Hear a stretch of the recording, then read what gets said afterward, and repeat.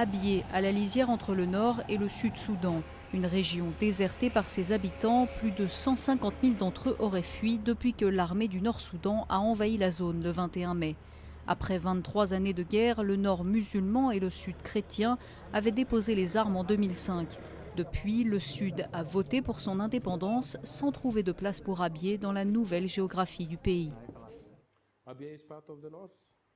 Abyei fait partie du Nord, mais on a accepté qu'un référendum y soit organisé pour que la population de cette région puisse choisir de rester intégrée au Nord ou bien de rejoindre le Sud. Le référendum dans la région d'Abyei devait avoir lieu début janvier, en même temps que celui sur l'avenir du Sud-Soudan. Mais il a été reporté, laissant la région en proie au combat. Côté nordiste, on se dit prêt à négocier. Pourtant, à Khartoum, lors de manifestations en faveur de l'action militaire du Nord, certains responsables de l'armée affichent clairement leur objectif.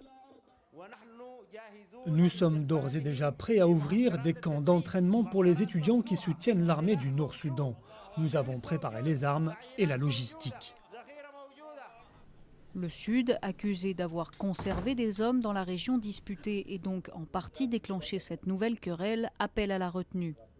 Je dois déclarer ici que nous restons engagés pour le maintien de la paix. Et si qui que ce soit pense que notre parti et le gouvernement du Sud-Soudan ont l'intention de se venger en attaquant Abyei, je dis non. Il n'en est pas question.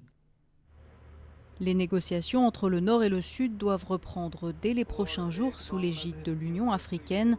Objectif, dire rapidement si la région d'Abyei appartient au Nord ou au Sud-Soudan, notamment pour ne pas compromettre la déclaration d'indépendance du Sud qui doit avoir lieu le 9 juillet prochain.